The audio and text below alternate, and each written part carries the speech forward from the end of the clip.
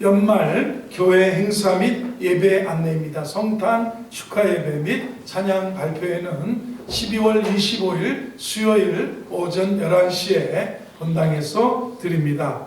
송구영신 예배 한 해를 마무리하면서 새해를 기도하면서 예배하면서 맞이하는 송구영신 예배 12월 31일 화요일 저녁 10시 30분에 시작합니다.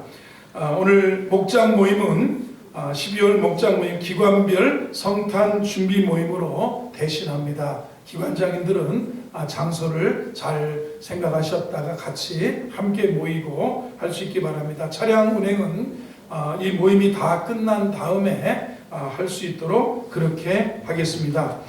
담임 목사 동정입니다. 영산신학대학원 채플에 저녁 기도회 화요일에 설교가 있습니다. 기도해 주시기 바랍니다. 오늘 맥나니 권사님, 요수 집사님 가정에서 맛있는 제주도 노지 감귤을 준비해 주셨습니다. 소포장한 귤을 나가실 때 수령해 가시기 바랍니다. 복음전도에 여러분 최선을 다해 주셔서 가족과 이웃과 친구분들을 주님께로 구원으로 인도하시기를 바랍니다. 수요 저녁 예배와 금요 밑거름 기도에 적극 동참을 기대합니다. 헌금은 여러분이 온라인으로도 참여하실 수 있습니다. 본당 청소 및 쓰레기 분리수거 다음 주일은 에베네셀 목장에서 수고해 주시겠습니다. 오늘은 모처럼 강릉에 귀농 가셨다가 이제 겨울 동안 오신 우리 김호경 집사님 오셨는데 박수로 한번 환영해 주시겠습니다. 감사합니다. 제가 어떤 사람은 동네에 근로봉사를 이번 주까지 마치고 아마 이번 주에 온다고 합니다. 겨울 동안 또 함께 신앙생활 하시다가 건강한 모습으로 또 회복하시고 강건해지시길 바라겠습니다. 우리 전후좌우에 계신 분들에게 한번 인사하겠습니다. 메리 크리스마스 해보겠습니다. 좋은 일이 일어납니다 해보겠습니다. 오늘은 로마서강의 약한 자를 비판하지 말라, 이런 제목으로 말씀을 통해서 은혜를 받고자 합니다. 이 세상에 살아가는 모든 사람들은 다 부족한 부분이 있습니다. 여러분도 자신을 돌이켜보면 참 나는 부족하다 하는, 부족하다 못해 열등감 정도 느낄 수 있는 그런 사람들이 대부분일 것입니다. 그 부족한 것 때문에 그러나 신앙생활을 하고 하나님을 의지하고 우리는 살아갑니다. 완벽한 사람은 이 세상에 없습니다. 결혼을 앞둔 젊은이가 있었습니다. 배우자로서 이상적인 여자를 놓고 기도하고 마음의 소원을 가졌습니다. 완벽한 아내를 얻고 싶었습니다. 누구나 다 그렇게 생각하는 것과 같습니다. 그래서 많은 사람하고 연애도 해보고 중매로 만나보기도 하고 맞선도 보고 그랬습니다. 결국 그렇게 40년을 허비하고 나이 70이 되었답니다. 그래서 친구가 와서 이렇게 말합니다. 친구야, 그 많은 여자 중에 완벽하고 네가 바라던 이상적인 여자는 없더냐? 한 사람이 있었다. 그런데 왜 결혼을 못했냐? 그러니까 그 여자도 나처럼 완벽한 남자를 찾고 있었기 때문에 내가 못하였다. 자녀 결혼을 위해서 기도하는 부모님들 계십니다. 결혼 정년기 때문에 본인들 맞이한 사람들, 이상적인 사람만 찾지 말고 조금 부족해도 마음 맞고 가슴 뛰면 결혼을 해야 된다는 것입니다. 그래야 발전해 가는 과정도 함께 지켜보고 격려하고 더 행복한 결혼 생활을 할 수 있는 것이 아닌가, 이렇게 생각이 됩니다. 신앙생활도 마찬가지라고 생각합니다. 완벽한 사람 있습니까?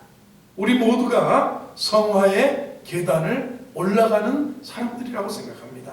저도 목사로서 30대 초반에 목사가 되었습니다. 그래서 30대를 보냈고 40대 그리고 50대를 지내면서 제 자신을 알고 있습니다. 계속 부족한 것 투성이지만 성장해 가고 있습니다. 여러분, 길 가다가 공사 중이라는 팻말을 고속도로나 도로 중에 아니면 횡단보도에서도 봤을 겁니다. 우리도 완벽을 향해서 어떤 준공을 위해서 공사 중에 있는 사람이라고 생각지 않습니까? 믿음은 하루아침에 완벽해지는 것이 아니라고 생각합니다. 긴 과정에 있습니다. 그래서 히브리서 기자는 믿음의 주요 온전케 하시는 이인 예수를 바라보자. 나를 온전케 하시는 이인 예수님 바라보면서 하루하루 닮아가고, 그죠? 예수님 닮아가고 예수님을 알아가고 성장해 가는 것이라는 사실입니다. 목사나 사람들을 바라보고 신앙생활하면 실망합니다. 주변에 사람들이 교회를 떠났다 하는 사람이 있지 않습니까? 교회에 대해서 비난하는 사람들의 공통점이 뭐냐면 예수 믿는 사람들 때문에 손해를 봤다는 얘기가 제일 많습니다. 그래서 예수 믿는 사람 때문에 실망하고 교회와 주님을 떠났다고 말하는 사람이 공통적입니다. 본문 오늘 로마서 14장 말씀을 통해서 교회 안에 연약한 사람이 있고 강한 자 사이에 믿음이 강한 자는 연약한 자를 이렇게 판단하고, 믿음이 약한 자는 뭐 믿음이 있다는 사람이 저래 하면서 연약한 자와 강한 자 사이에 판단하는 문제에 대해서 교훈하고 있습니다. 역사적으로 교회의 문제와 분쟁은 신앙적인 판단, 서로 비난하기 때문에 생긴 겁니다. 신앙적으로 믿음 없어 저 사람, 어떻게 믿는 사람이 저래, 어떻게 저렇게 직분자가 저래, 믿음이 저렇게도 없냐. 서로 간의 신앙적인 판단과 서로 어떤 행위를 비난하기 때문에 생긴 겁니다. 고린도 교회는 우상의 제물을 먹느냐 안 먹느냐의 문제로 서로 다툼이 있었습니다. 지도자, 누구를 좋아하는 지도자, 나는 바울이다, 나는 베드로다, 나는 아볼로다 하면서 파벌이 있었습니다. 빌립보 교회는 두 여인이 서로 반목하고 결국 교회가 분열돼서 내가, 바울이 그랬습니다. 내가 유오디아를 권하고 내가 순두개를 권하노니 주 안에서 같은 마음을 품어라. 이렇게 바울이 빌립보에서 빌립보 교회에 편지하는 것을 봅니다. 오늘 로마 교회도 절기의 문제, 어떤 날을 소중히 여기느냐, 그리고 음식의 문제로 인해서 서로 판단하고 비난하는 일들이 있었던 것 같습니다. 예수 믿는 사람들의 가장 큰 행복이 뭡니까? 예수 신앙생활 하는데 행복하게, 주일 아침 일어나서 행복하게 좋은 옷을 입고 기쁨으로 교회에 나와서 예배하는 겁니다. 좋은 교회를 선택하는 것이 신앙생활에 중요합니다. 교회는 다 똑같다고 생각하는 사람도 있을 겁니다. 그러나 신앙이 성장하면 교회를 보는 눈이 달라지죠. 좋은 교회 다니면 기쁘고 신앙의 성장도 있고, 좋은 교회는 건물이 아니고 시설도 아니고 프로그램도 아니고 행사가 다 좋은 교회가 아닙니다. 없는 것보다 있는 게 훨씬 좋습니다. 좋은 교회는 말씀대로 가르치는 교회, 성도들은 마음이 열려 있어서 서로 도와주고 감싸주는 은혜가 있는 교회가 좋은 교회 같습니다. 어떤 허물도 덮어주고 용서해주는 교회가 좋은 교회 같습니다. 오늘 말씀을 통해서 보면 약한 자를 비판하지 말라 1절 말씀을 읽어보겠습니다. 시작. 믿음이 연약한 자를 너희가 받되 그의 의견을 비판하지 말라. 받아들이라, 받아라. 믿음이 연약한 자를 받아라. 비판하지 말라. 그렇게 말합니다. 받으라는 말은 영접하라. 받아들이는 마음을 가지라. 언제나 마음 문이 열려있는 게 좋습니다. 믿음이 연약한 자를 너희가 받되 그의 의견을 무시하거나 비판하지 말라는 겁니다. 사도 바울은 고린도후서 6장에서 고린도 교인들을 향해서 이렇게 말했습니다. 우리가 너희를 향하여 마음이 넓어졌으니 내가 자녀에게 말하듯 하노니 보답하는 것으로 너희도 마음을 넓혀라 그랬습니다. 이 땅에 살면서 한없이 마음이 좁아진 사람이 있습니다. 질병의 70%는 마음의 장애로부터 오는 것이라고 말합니다. 마음의 상처를 받으면 치료약이 없습니다. 요즘 사람들 건강에 대해서 관심이 얼마나, 저도 나이가 먹었다고 유튜브에 보면 막 고혈압 이런 거 찾아보고 뭘 먹어야 뭐 당뇨 이런 거 오지 않나 뭐 이런 거 보고 뭐에 좋은 거, 관절, 허리에 좋은 거 주로 이런 거 보고 사람들이 그럽니다. 뭐 먹으래? 그러면 좋대. 그런 얘기를 하죠. 이거 먹지 마래. 그럼 큰일 난대. 아니 어느 날 목사님들하고 회를 먹었는데 어떤 분이 막 기겁을 하고 절대로 탄산을 먹지 말아요. 탄산을 먹지 말아요. 그러면 아몬다. 아몬드. 그거 무슨 지식이에요? 아니 회 먹다가 탄산음료 마셨다고 아몬다고 막 기겁을 하고 말리는 그런 분도 봤습니다. 사람들은 건강에 대해서 관심이 많습니다. 그런데 운동도 좋고 좋은 음식도 필요하지만 마음의 병이 문제라는 겁니다. 잠언 17장 22절에 마음의 즐거움은 양약이라도 심령의 근심은 뼈로 마르게 한다. 양약이라는 말, 마음의 즐거움은 치료가 된다. 마음의 즐거움은 양약이다. 이 히브리어로 양약은 뭐냐면 치료. 마음의 즐거움은 치료가 된다. 기뻐야 돼요. 오늘 아침에 얼굴을 활짝 열고 저를 바라보는데 저 오늘 목사님이 길게 하실라나 짧게 하실라나 이런 거 보지 말고 방금 웃으면서 은혜 받으시기를 주의 이름으로 축원합니다. 잠언 4장 20절 13절은요. 내 아들아 내 말에 주의하며 내가 말하는 것은 내 귀를 기울이라. 그것을 내 눈에서 떠나게 하지 말며 내 마음속에 지키라. 그것은 없는 자에게 생명이 되며 그의 온 육체에 건강이 됨이니라. 무릇 지킬 만한 것 중에 더욱 내 마음을 지키라. 생명의 근원이 이에서 남이니라. 오늘 1절에 믿음이 연약한 자를 너희가 받아들이되 그의 의견을 비판하지 말라 그랬습니다. 비판하거나 비난을 잘하는 사람을 보면 자신이 먼저 열을 냅니다. 성질을 내고 흥분해서 막 톤이 높아집니다. 문도 쾅 닫고 발걸음도 쌩하고 찬기 냉기가 확 돌아오는 겁니다. 그런데 나중에는 어떻게 그렇게 성질을 내놓고 열을 내놓고 화를 내놓고 어떻게 되지 않을까? 마음에 찾아오는 게 뭐냐면 허무함 속에 근심이 찾아옵니다. 걱정을 합니다. 우리 몸에 그래서 저항력이 없어진다는 겁니다. 병기운으로부터 방어가 안 된다는 겁니다. 화내거나 남을 미워하거나 두려워할 때 아드레날린 호르몬이 나와서 활동을 한다는 겁니다. 그래서 T인파가 약해지고 병이 든다는 거예요. 쉽게 설명하면 화내거나 남을 미워하면 나만을 손해라는 거예요. 나만. 여러분 품어야 돼. 받아들이라는 말이에요. 한번 더 품어야 합니다. 여러분 내 회사에서 팀장이 됐는데 품어야죠. 성질 부리는 사람도 화를 내는 사람도 일 잘못하면 품어주면 존경과 충성과 사랑과 분위기가 좋아져요. 품어야 돼요. 목회하면서도요 품은 만큼 성도가 되는 거예요. 믿음 없다고 자꾸 혼내키고 이렇게 하면 안 되는 거예요. 요한일서 4장 18절에 사랑 안에 두려움이 없고 온전한 사랑이 두려움을 내쫓나니 두려움에는 형벌이 있음이라. 이 오늘 로마 교회의 문제는 뭐냐면 개종한 유대인, 개종한 이방인이 있었습니다.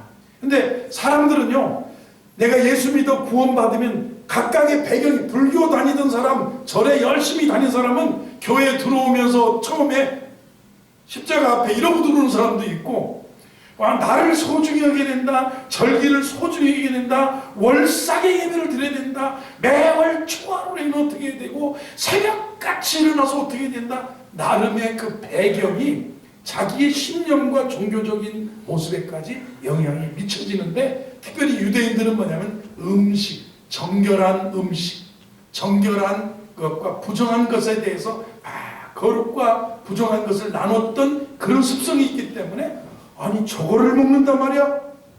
아니 저렇게 부정하단 말이야? 이렇게 믿음이 약한 사람을 비판할 수 있었어요. 그런데 이런 배경을 가지고 신앙이 좋아졌어요. 하나님이 지으신 것이 다 선함에 감사함으로 받으면 버릴 게 없다.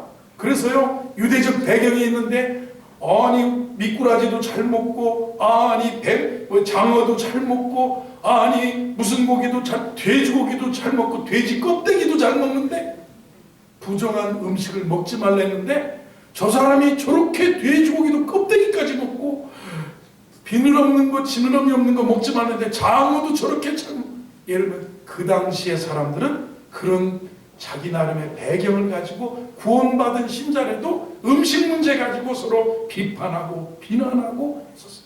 그럼 믿음이 약한 사람은 또 저런 걸 먹어요? 유대인으로 사는 사람이 그걸 먹는단 말이에요.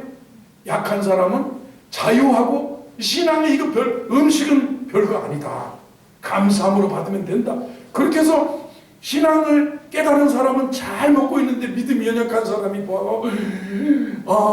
이런다고 이런 모습으로 서로 믿음이 연약한 자, 믿음이 강한 2절을 보겠습니다. 2절을 어떤 사람은 모든 것을 먹을 만한 믿음이 있고 믿음이 연약한 자는 채소만 먹는 사람이 있는데 서로 간의 비판과 비난이 문제였다는 겁니다. 바울은 여기 보세요. 어떤 사람은 모든 것을 먹을 만한 믿음이 있고요. 믿음이 연약한 자는 채소만 먹는데 왜 우리가 비난하고 비판하고 받아들이지 않느냐. 받아들이고 받아들이라는 거예요. 1절에 그런 얘기예요. 1절을 봅니다. 믿음이 연약한 자를 너희가 받되 그의 의견을 비판하지 말라. 한마디로 말하면 믿음이 강한 자가 약한 자에 대해서 비난하거나 책망하지 말고 믿음의 분량대로 지혜롭게 생각하라는 겁니다. 믿음이 거기밖에 미치지 못하니 그럴 수밖에 없다는 겁니다. 여러분, 우리 주님도요, 겟세마네 동산에서 내 마음이 심히 고민하여 죽게 되었으니 너희는 나와 함께 깨어서 기도해달라고 부탁하고 돌 던질 만큼 가셔서 간절히 기도하고 보니까 제자들이 다 자고 있습니다. 그럼 어떡하겠습니까? 내가 그렇게 3년 동안이나 먹이고 입히고 데리고 다녔는데 그래 그거 1시간도 못 깨있고 들어서 자고 있단 말이냐, 이 믿음이 없는 것들을 이렇게 안 하시고 뭐라고 하시죠? 마음에는 원이로되 육신이 약하도다 그랬습니다. 마음에는 원이로되 육신이, 그러니까 우리 같으면 다른 행동을 했겠는데 제자들의 그 중심을 이해하셨어요. 중심을 이해하는 것이 중요하지 않습니까? 주님처럼 이해하고 끝까지 사랑하시고 받아주시는 그런 모습입니다. 제가 그 로마서 강의에 대해서 여러 책을 읽다가 그 마틴 로이드 존스라고 하는 그 1980년도 초에 돌아가신 분이 계신데 영국의 정말 웨스트민스터 채플에서 정말 대설교자로 20세기의 최고의 설교자라고 불리는 분입니다. 근데 이분이 영국의 그 교회 역사를 쭉 연구하다 보니까 교회 사역자들이나 지도자들이 술을 입에 대지 않는 사람들이 된 것은 1830년도부터라는 거예요. 그러면 그러니까 성경은 술 취하지 말라 그랬잖아요. 방탕해지면 방탕한 모습을 보고 스스로 신앙이 성숙하면 이거 먹으면 안 돼. 이거 방탕해서 목사인 내가 막 정신을 잃어버리고 이러면 되겠는가? 안 먹어야지. 그죠?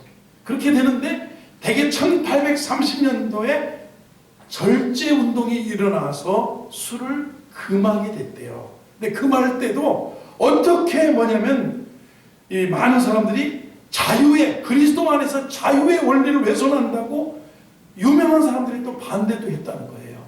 그런데 뭐냐면 그 당시에 문헌을 보면 이랬다는 거예요. 유명한 부흥사를 모셔올 때, 강사를 모셔올 때 예산 항목이 그게 있습니다. 설교자가 타고 다니는 말의 먹이로 얼마. 말이 오니까 기름값, 거마비 드린다고 하잖아요. 옛날에 우리나라 부흥사면 거마비 드린다고 하잖아요. 말 타고 오니까 말의 먹이비로 얼마. 설교자에게 대접할 담배 비용으로 얼마. 설교자에게 줄 맥주 비용으로 얼마. 이런 예산 항목이 있었다는 거예요. 이거 깜짝 지금으로 보면 아니 그랬단 말이야?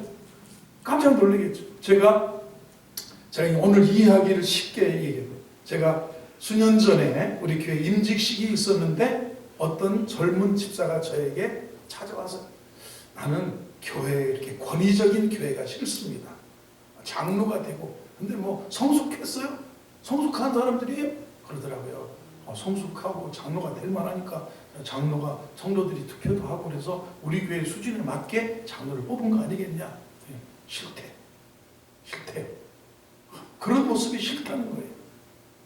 제가 미국의 사우스웨스턴이라고 미국의 제일 큰 교회들이 많이 목회자들을 배출한 사우스웨스턴 그 신학교에 제가 목회학 박사과정을 공부하러 갔습니다. 근데 처음에 이제 우리가 처음 신입생들이 왔는데 안내를 하러 학교 직원이 학교 건물을 데리고 다니는데 거기에 본관이 있습니다. 본관에 150년 전에 세워졌던 그 본관에 그 하면 이 아치형으로 되어 있는데 거기에 그림도 그려져 있고 그 다음에 영정들이 있어요. 역대 총장들의 그 영정이 이렇게 있었는데 그 사진들이 붙어 있었는데 자, 이 사진은 우리 학교의 역대 총장님들의 사진입니다. 그리고 자, 그림을 자세히 보면 이상한 점을 발견할 수 있겠습니까?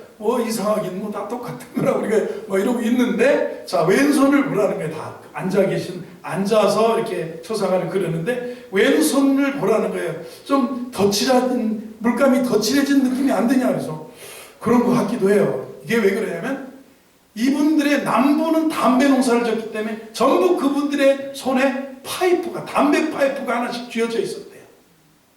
그러다가 미국에도 부흥운동이고 목사가 이러면 은혜가 되냐? 은혜 안 되고 냄새도 그렇고 먹지 말자 이런 절제 운동이 일어나면서부터 담배가 없어졌다는 거예요. 그래서 우리 학교 역대 총장님들 담배 다 피셨습니다. 여러분 피세요.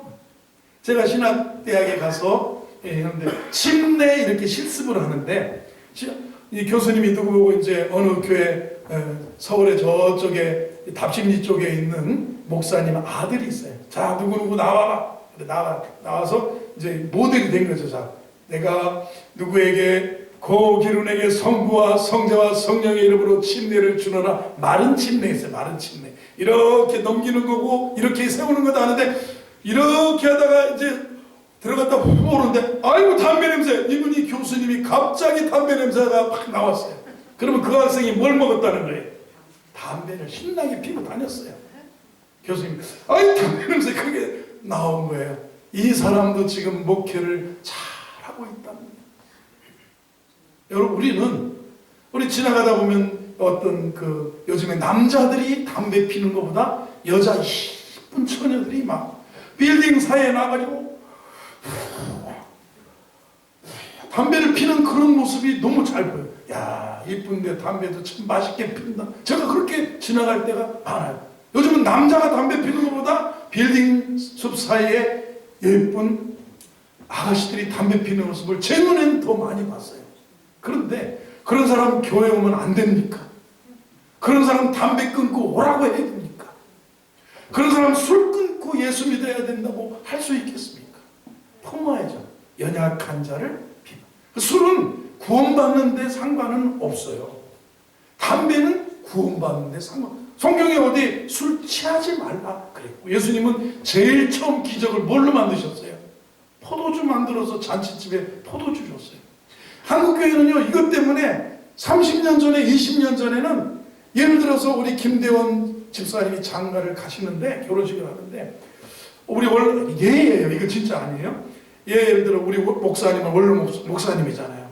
자, 하객들이 오는데 직장에 번듯한 친구들이 오는데 자, 어머니 테이블에 술도 좀 올려야 되고 소주도 올려놓고 요즘은 예식장 뷔페에 가면 소주도 올라가 있고 맥주도 올라가 있고 어떤 데는 와인도 올라가 있는 식당이 있는데 예를 들어서 원로 목사님이 대거나 나는 목사야 절대로 우리 집에 피로연에는 술이 올라가면 안 된다 뭐 이랬으면 아들하고 어머니하고 뭔가 문제가 있었지 않겠습니까?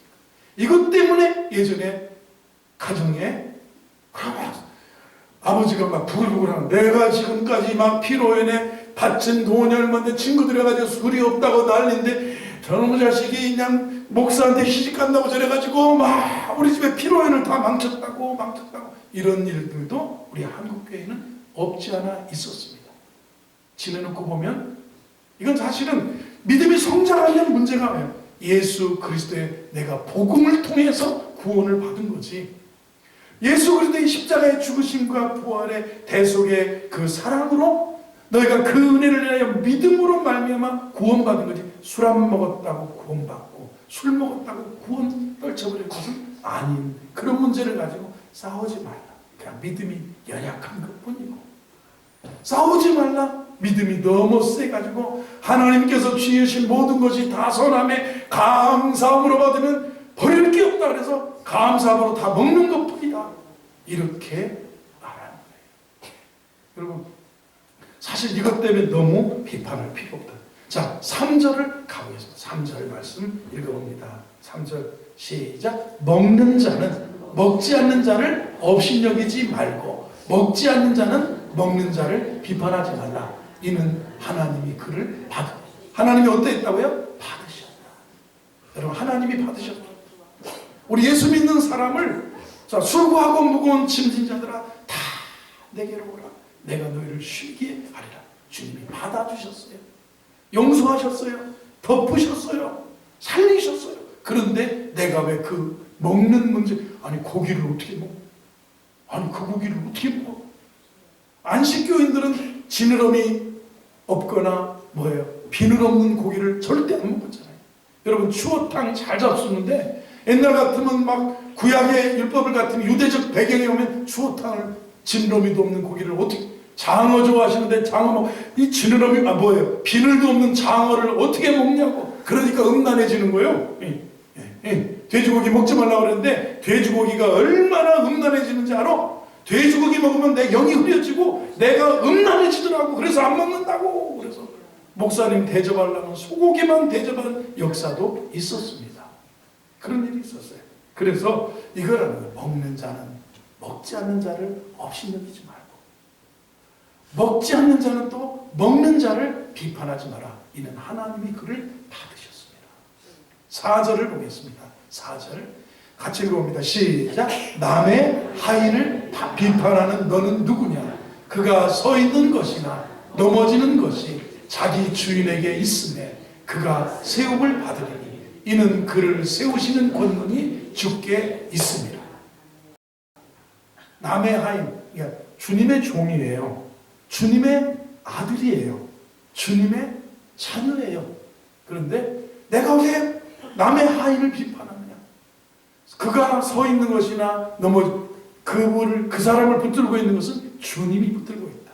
그를 세우시면 붙잡아 주시고 세워주시고 인도하시고 사용하시는 권능이 그 주인에게 있다. 그런데 우리가 아무리 판단한다고 해도 주께서 붙잡아 주시면, 주께서 그를 세워주시면, 주께서 그를 인도하시는 권능으로 붙들어 주시면 된다는 거예요. 그렇기 때문에 권능이 주께 있다, 이렇게 말씀하는 겁니다. 왜 서로 비판하거나 비방해서는 안 되느냐면 하나님이 그를 받으셨기 때문이다. 그렇다는 것. 주께서 옳다고 인정하시는 사람을 우리가 왜 옳지 않다고 하느냐, 이렇게 말씀하는 것입니다. 오래전에 우리나라에 있었던 일입니다. 어느 교회에서, 서울의 교회에서 예배당을 짓다가 큰 분쟁이 일어났습니다. 이 교회 목사님은 오래전 얘기예요. 일찍이 해외여행을 다니시면서 미국과 캐나다의 교회들을 방문하고 탐방하고 배우면서 건물도 보고 그랬습니다. 그런데 미국의 캐나다의 교회 화장실이 교회 안에 있는 거였어요. 야, 편리하고 야, 좋다 그랬어요.